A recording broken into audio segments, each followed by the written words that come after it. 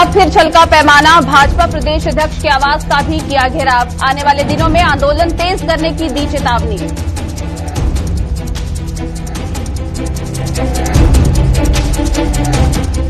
महिला दिवस पर महिला अधिकारों के हनन का लगा आरोप। कांग्रेस के महिला विंग ने केंद्र सरकार पर महिला अधिकारों के हनन का लगाया आरोप।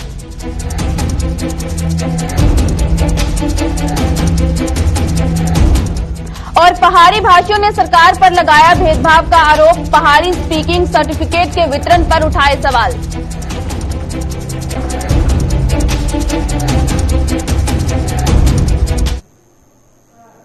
नमस्कार, बुलेटिन में आप सभी का स्वागत है और मैं हूं चेतना शर्मा आपके साथ। चलिए खबरों का सिलसिला शुरू करते हैं। पीएचई के सैकड़ों डेलीवेजरों ने आज भाजपा की प्रदेश अध्यक्ष रविंद्र रैना के आवास का घेराव कर अपने गुस्से का इजहार किया। नियमित न किए जाने सहित अन्य मांगों को लेकर आंदोलन कर रहे डेलीवेजरों ने आज जम्मू के गांधीनगर इलाके में स्थित रविंद्र रैना के आवास की ओर कूच किया और पुलिस भी इनके बढ़ते कदमों को नहीं रोक पाई। डेलीवेजरों ने आरोप लगाया है कि भाजपा ने उनके साथ बड़े बड़े दावे भले ही किए थे, लेकिन इन दावों की पोल खुल चुकी है और यही वजह है कि अब वो आंदोलन तेज करने पर मजबूर हो चुके हैं। दूसरी ओर रविंद्र रैना ने बताया कि उनकी उपराज्यपाल से बात हो चुकी है और वह जल्द ही इस मसले को लेकर उनसे मिलने वाले हैं।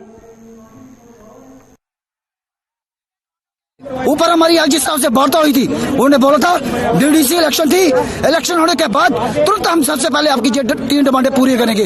जब हमारी वार्ता हुई थी, उस वार्ता में भारतीय जनता पार्टी के जो प्रदेश के अध्यक्ष श्रीमान रविंद्र रैना जी हमारे साथ थे और जो हमारे जुगल किशोर जी MP है, दोनों गए थे। इसी कारण हमने आज इस मंच में उनका गिराव रखा है। हम उनको कहना चाहते हैं इस मंच से, श्रीमान रविंद्र रैना जी, आप तो कह रहे थे कि बायोमेट्रिक करवा दी, बायोमेट्रिक से इन बच्चों का, गरीब लोगों का, डेली बच्चों का पे नहीं पता। हमें परमानेंट पासी चाहिए, हमें मिनिमम वेज चाहिए, 70 महीने का बकाया वेतन चाहिए, वरना हमारा आंदोलन इससे भी ज्यादा उग्र होगा। अगर इसमें कोई, जैसे कि आने वाले टाइम में हमें कोई काम छोड़दार का कोई ऐलान करेंगे, इसमें सरकार की होगी, एलजी साहब की होगी जिम्मेवारी और जो प्रदेश के हमारे अध्यक्ष श्री रविंद्र रैना की होगी। आज ही तक घेराव कर लिया यहाँ से, लेकिन आज ही ने 144 लाई, कितना चेर 44 लानी है। सिर्फ आज दी रात है और कल दी रात है। परसों तुझे पता लगेगा कि अदर स्टेट थोड़ी 5 स्टेट थोड़ा कैसे रास्ता हुआ है। अगर थोड़ी अल्लाह भी नींद नहीं खुली और यहाँ साढ़ा गाड़ियां डेली बज रहा है, 4.5 लाख है हर साढ़े कनेक्टिविटी हर साथी का खड़ा करना है। जितना भी थोड़ा बीजेपी का मैं खास तौर पर बिलावर कांची से बोलना कि जेड़े भी जिले बीजेपी के लीडर कार्यकर्ता कल खोलिए, गल सुन लो। अगर शामी तक साढ़ा ऑर्डर नहीं आया तो ऐसा है आने वाले दिनों जितना भी थोड़ी मीटिंग होगी, जितना भी थोड़ी रैली होगी, ऐसा काले झंडे तक ढोल लग गया, थोड़ा नाराबाजी करनी है। माननीय लेफ्टिनेंट गवर्नर साहब कोई वीडियो कॉन्फ्रेंस लेके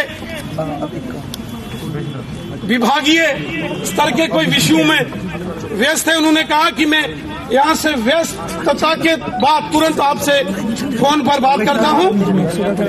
मैं तुरंत इसके बाद माननीय लेफ्टिनेंट गवर्नर साहब से बात करने वाला हूँ। विश्व भर में मनाए जा रहे अंतर्राष्ट्रीय महिला दिवस की खुशियां जोरों शोरों से देखने को मिल रही हैं। बात करें अगर जेके मीडिया ग्रुप की, तो इस ग्रुप ने भी महिलाओं को समर्पित आज के दिन को हर्षोल्लास के साथ मनाते हुए आवाम को मुबारकबाद दी है। जेके मीडिया ग्रुप से गुलिस्तान न्यूज के एग्जीक्यूटिव एडिटर इशफाक गौहर ने आवाम के नाम अपने संदेश में आज के इस दिन की मुबारकबाद देते हुए हर स्तर पर महिलाओं का सम्मान करने और उन्हें उनके अधिकार देने का आह्वान किया है। आइए आपको बताते हैं क्या कहना है उनका। यानी इस पूरे परिवार के अंदर जिसमें JK 24/7 न्यूज़ है, गुलिस्तान न्यूज़ है और हमारा सोशल मीडिया प्लेटफॉर्म के 2-4-5 चैनल जो है, हम सब ने भी आज इंटरनेशनल वुमेन्स डे को बनाया है, जहां पर हमने आज इस बात का अहद किया कि लड़की किसी से कम नहीं और लड़की की इज्जत भी बराबर उतनी होगी जितनी लड़के की होगी हर ऑफिस के अंदर। और इसका अज़म लेते हुए आज थोड़ी देर पहले हमने यहाँ पर ये प्रोग्राम किया है। मुझे उम्मीद है कि हमारी जितनी भी फेटर्निटी है वो इस बात को शिद्दत के साथ महसूस करेंगी और उसका एहसास खुद में भी पैदा करेंगी और ख़वातीन को बाइख्तियार और ख़वातीन के लिए इज्जत का माहौल फराहम करने में अपना ताउन निभाएगी। यही आज के दिन एक बड़ा पैगाम होगा हमारी तरफ से। बहुत बहुत मुबारकें हो एंटायर जम्मू कश्मीर के अंदर ख़वातीन को, स्पेशली उन लोगों को जिन्होंने काफ़ी कुछ सहा है लेकिन उसके बावजूद भी खड़े हैं, और मेरी उस पूरी यूनिट को जो कश्मीर के अंदर है, जम्मू के अंदर है, लद्दाख के अंदर है या मुल्क के किसी भी रियासत के अंदर अंदर काम कर रही हैं, हमारे साथ है, उन सबको इंटरनेशनल वुमेन्स डे पर बहुत बहुत मुबारकबाद हो। अंतर्राष्ट्रीय महिला दिवस पर आज जहां विश्व भर में महिलाओं के अधिकारों और सम्मान की बात की जा रही है, वहीं कांग्रेस पार्टी ने आरोप लगाया है कि हमारे देश की सरकार महिला अधिकारों के प्रति रत्ती भर भी चिंतित नहीं है। प्रदेश कांग्रेस के महिला विंग ने जम्मू में आज एक रोष रैली निकालकर केंद्र सरकार पर महिलाओं के अधिकारों का हनन करने के साथ साथ उन्हें प्रताड़ित करने का आरोप लगाया। इस प्रदर्शन में कांग्रेस की जम्मू कश्मीर की प्रभारी रजनी पाटिल भी शामिल हुई। और ये जो मौजूदा गवर्नमेंट है बीजेपी, मुझे लगता है ये बिल्कुल भी सीरियस नहीं है महिलाओं के सशक्तिकरण के लिए। और ये जो महिला सशक्तिकरण है, ये कांग्रेस ही एक ऐसी पार्टी है जो कि महिलाओं के लिए काम कर सकती है, उनको आगे बढ़ा सकती है। और जो आपने देखा कि महिलाओं का प्रति बीजेपी कितना असम्मान कर रही है और उन्नाव और हाथरस में हमारी जो महिलाएं हैं उन पे कैसे अत्याचार और अपराध किए गए, और उसके साथ साथ बीजेपी गवर्नमेंट ने उनके साथ अपमान भी किया। और मैं समझती हूँ अब हमको मन बनाना पड़ेगा कि कांग्रेस पार्टी सत्ता में आए और महिलाओं के पुरुषों के साथ समानता और उनके साथ जो शोषण के प्रति नजरिया बदलना पड़ेगा और जो सामाजिक न्याय है उनको देना पड़ेगा।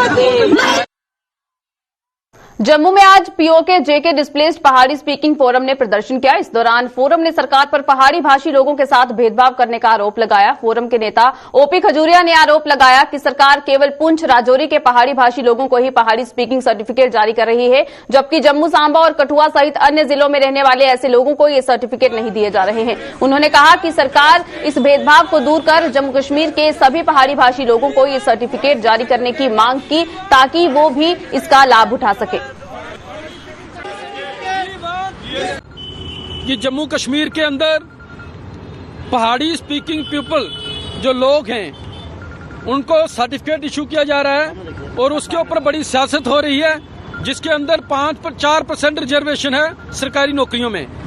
पर दुर्भाग्यपूर्ण ये सरकार पुंछ राजौरी के जिला में रहने वाले जो पीओजेके के डिस्प्लेस्ड लोग हैं उनको सर्टिफिकेट इशू कर रहे हैं, पर जम्मू के अंदर, कठुआ के अंदर, उधमपुर के अंदर, सांबा के अंदर जो पीएसपी पहाड़ी स्पीकिंग बोलने वाले लोग, पहाड़ी बोलने वाले लोग वो मांग कर रहे हैं उनको सर्टिफिकेट इशू किया जाए, पर ये सरकार विलंब कर रही है देने में। All India voice of poor people संस्था ने सरकार पर जम्मू कश्मीर पुलिस में बतौर एसपीओ अपनी ड्यूटी अंजाम दे रहे जवानों की अनदेखी का आरोप लगाया है। जम्मू में आयोजित एक प्रेस कॉन्फ्रेंस के दौरान संस्था के प्रधान सेवा सिंह ने कहा कि उन्होंने पीओ कार्यालय के साथ साथ गृह मंत्री के समक्ष भी एसपीओ के मामले को रखा, लेकिन अभी तक इनके इस मामले का कोई समाधान सरकार ने नहीं किया। जम्मू कश्मीर के अंदर डिसएंगेज एसपीओज हैं और जो एसपीओज रिटायर किए गए हैं उनको विदाउट रिटायरमेंट बेनिफिट रिटायर किया गया है। इन मुद्दों को लेकर हमने बार बार प्राइम मिनिस्टर ऑफिस में गुहार लगाई, होम मिनिस्टर ऑफिस में गुहार लगाई, सुप्रीम कोर्ट ऑफ इंडिया तक पहुंचे। इस वक्त ऑनरेबल हाई कोर्ट में दोनों मैटर जो है जेर गौर है। होम मिनिस्टर साहब के कार्यालय से बाकायदा तौर पर बार बार लेटर इशू होने के बाद भी हमारे इन एसपीओज को नजरअंदाज किया जाता है, जो शहादत तक दे रहे हैं हमारे जम्मू कश्मीर की हिफाजत के लिए, हम सब की हिफाजत के लिए अपनी शहादत तक, अपनी जानों की बाजी तक दे रहे हैं और वो अपने हकूक से महरूम हैं। Jammu Kashmir youth services and sports द्वारा आरएसपुरा में आयोजित inter panchayat zonal level YSS cup tournament में आज वॉलीबॉल, कबड्डी और खो खो के मुकाबले हुए, जिसमें शानदार खेल का प्रदर्शन करते हुए सतवाली पंचायत की टीम ने तीनों मुकाबले अपने नाम किए। वॉलीबॉल की प्रतियोगिता का फाइनल मैच में हरिपुर और सतवाली टीम के बीच खेला गया, जिसमें सतवाली की टीम ने शानदार खेल का प्रदर्शन करते हुए ये प्रतियोगिता जीत ली। वहीं खो खो के मुकाबले में भी सतवाली की टीम ने कल्याणा की टीम को मात दी। इस अवसर पर सतवाली की सरपंच वीना कुमारी मुख्यमंत्री के रूप में मौजूद थी, जिन्होंने विजेता टीम के खिलाड़ियों को पुरस्कार देकर सम्मानित किया।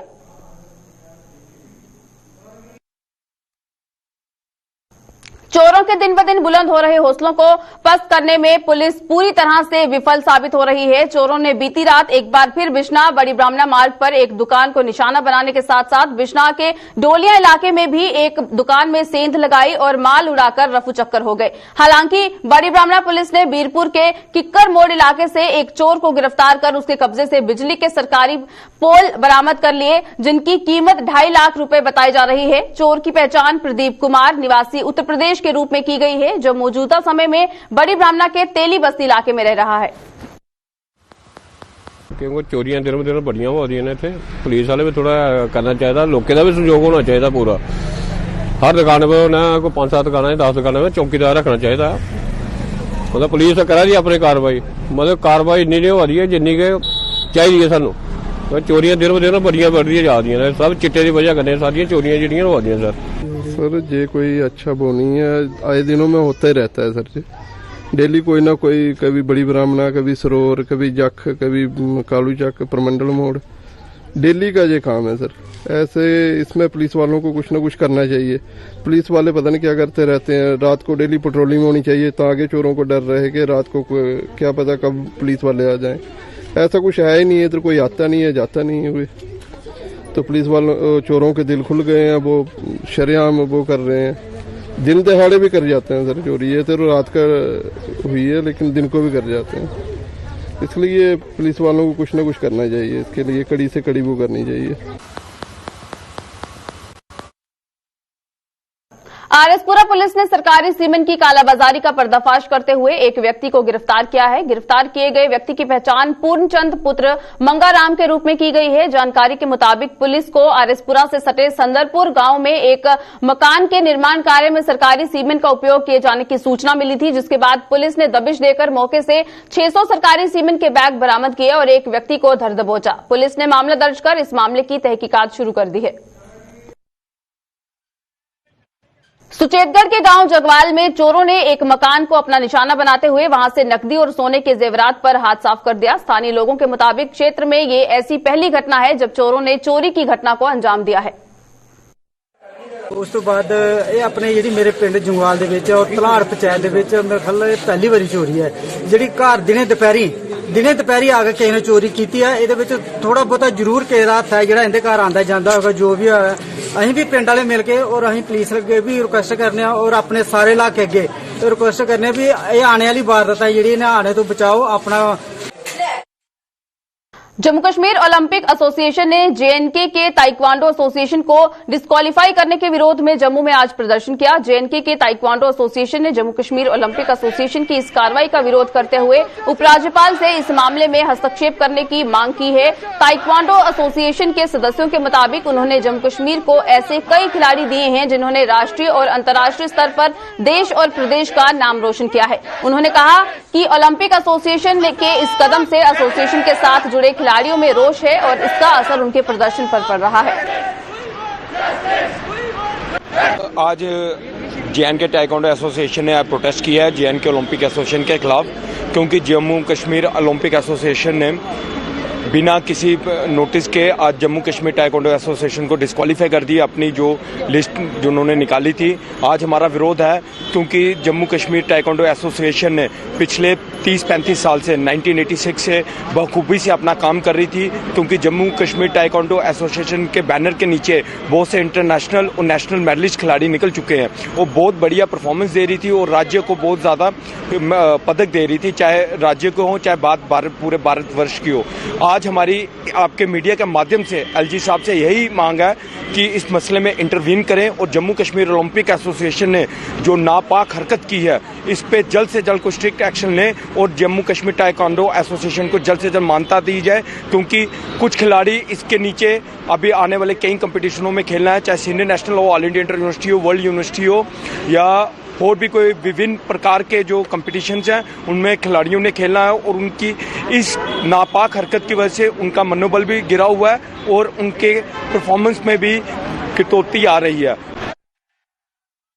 जम्मू कश्मीर उद्योग को बढ़ावा देने के लिए सरकार ने विदेशी निवेश नीति तैयार की है। बड़ी ब्राह्मणा इंडस्ट्रीज एसोसिएशन ने सरकार के इस कदम का जहां स्वागत करते हुए सरकार से इन औद्योगिक इकाइयों को बुनियादी सुविधाएं मुहैया करवाने की मांग की है। बड़ी ब्राह्मणा इंडस्ट्रीज एसोसिएशन के अध्यक्ष ललित महाजन ने बताया है कि इससे पहले भी सरकार ने जम्मू में उद्योग को बढ़ावा देने के लिए कई नीतियां बनाई थी और इन नीतियों के तहत उद्योगपतियों ने जम्मू में औद्योगिक इकाइयां भी लगाई, लेकिन बुनियादी सुविधाएं न मिलने के कारण ये इकाइयां सफल नहीं हो पाई। वहीं एसोसिएशन के उपाध्यक्ष अजय लंगर ने बताया कि अगर जम्मू में उद्योग के क्षेत्र में विदेशी निवेश होता है तो इससे जम्मू में विकास का एक नया दौर शुरू होगा और लोगों को रोजगार के नए अवसर भी मिलेंगे। 6500 कनाल जो आप जमीन की बात कर रहे हैं, जिन इकाइयों को दी जाएगी, मेरी तो ये एक रिक्वेस्ट है कि सबसे पहले ये देखना चाहिए कि वो 6500 कनाल जमीन जो दी जा रही है उसमें बेसिक फैसिलिटी अवेलेबल है। क्योंकि आज क्या है कि जो इंडस्ट्री के लिए सबसे जरूरी है पावर इंफ्रास्ट्रक्चर होना चाहिए, लैंड डेवलप होनी चाहिए, रोड कनेक्टिविटी होनी चाहिए और इंडस्ट्रियल एस्टेट के अंदर का इंफ्रास्ट्रक्चर होना चाहिए। तो मेरी तो ये रिक्वेस्ट है कि गवर्नमेंट को सबसे पहले इस चीज को प्रायोरिटी देनी चाहिए कि जो भी निवेशक को आप लैंड देने जा रहे हैं दीजिए, और उसमें उनको एक टाइम बाउंड मैनर में ये कमिट करिए कि उनको ये लैंड कब हैंडओवर की जाएगी। कल को हमारे पास एग्जांपल है, सांबे के एग्जांपल है, घाटी के एग्जांपल है कि जहाँ पे लोगों को लैंड अलॉट कर दी गई थी पर डीजी सेट पे, अब सांबा में डीजी सेट पे चलाने के 2 साल के बाद जो है लोगों को पावर मिली थी। तो हमारी जो प्रायोरिटी सबसे ये होनी चाहिए कि जो पावर का इंफ्रास्ट्रक्चर, रोड कनेक्टिविटी, ये सबसे मेन प्रायोरिटी होनी चाहिए। ये एक पुरानी कहावत है, जहाँ भी इंडस्ट्री आती है वहाँ का एरिया गुलजार हो जाता है। जैसे हम 2002 की सांबा की बात करें, सांबा 2002 से पहले और इंडस्ट्रियलाइजेशन के बाद जब पैकेज 2002 में आया है, आज सांबे की हालत देखिए आप कितनी अच्छी है। बाहर से आए इंडस्ट्री, लोकल आए, उस एरिया के डेवलपमेंट में सबसे बड़ी मददगार इंडस्ट्री होती है। जब भी किसी स्टेट में, किसी कंट्री में सरकार बनती है तो सबसे पहले उनका ये होता है कि हम इंडस्ट्री को लाएं यहाँ पे, बाहर की कंट्रियों में जाके, डेवलप कंट्री में जाके। तो हमारी स्टेट खुशकिस्मत है कि मोदी जी ने और अमित शाह जी ने और जो हमारे यहाँ एलजी साहब हैं और जो उनकी टीम, डेडिकेटेड टीम है टू इंडस्ट्रीज, उन्होंने एक ऐसा पैकेज फ्रेम किया कि बाहर से लोग अट्रैक्ट होकर JNK में इन्वेस्ट करने आ रहे हैं। और जहाँ तक आप बात करते हो इंडस्ट्रीज की, तो पुरानी कहावत मैं सुना देता हूँ। हम शुरू से कहते हैं कि इंडस्ट्री जम्मू में ज़्यादा है और कश्मीर में टूरिज्म है, और इस पैकेज में दोनों ही पैकेज इंक्लूड है, industry as well as tourism. हमें उम्मीद है कि जिस एरिया में भी ये पैकेज लोग आएंगे बाहर से पैकेज अवेल करने के लिए, उस एरिया की तरक्की बहुत होगी। हायर एजुकेशन डिपार्टमेंट के प्रिंसिपल सेक्रेटरी रोहित कंसल ने महिला कॉलेज परेड जम्मू का दौरा किया। इस दौरान प्रिंसिपल सेक्रेटरी ने कॉलेज के कमला सोनी ब्लॉक और लर्निंग मैनेजमेंट सिस्टम का उद्घाटन किया। इस अवसर पर हायर एजुकेशन डिपार्टमेंट के स्पेशल सेक्रेटरी राकेश बरियाल और महिला परेड कॉलेज के प्रिंसिपल प्रोफेसर अंकुर गुप्ता भी मौजूद थे।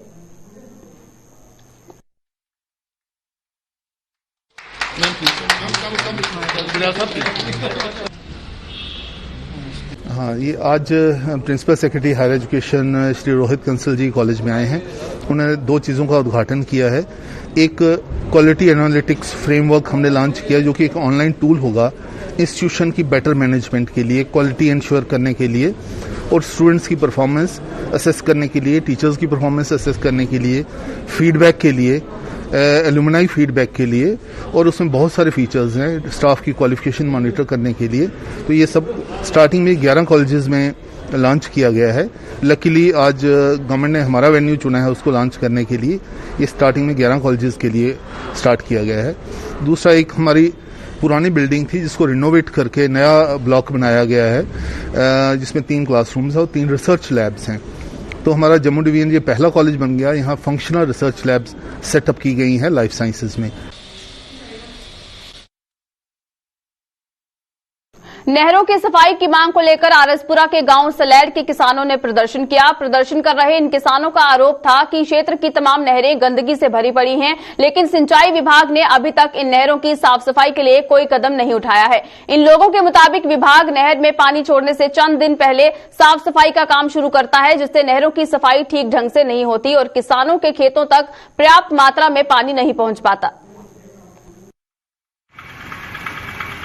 हमने महकमा इरिगेशन को ये बताने के लिए ये प्रोटेस्ट किया है कि नहरों की सफाई है जो है वो जल्दी से जल्दी काम शुरू कराया जाए, ताकि नहरों में पानी जो है वो 13 अप्रैल को इन्होंने छोड़ना है, लेकिन आज तक किसी भी नहर का कहीं भी पानी जो काम है वो शुरू इन्होंने सफाई का नहीं किया है। ये ऐन वक्त पर नहरों की सफाई का काम शुरू करते हैं, ऊपर से पानी छोड़ देते हैं और नहरों की सफाई जो है वो सही तरीके से नहीं होती है।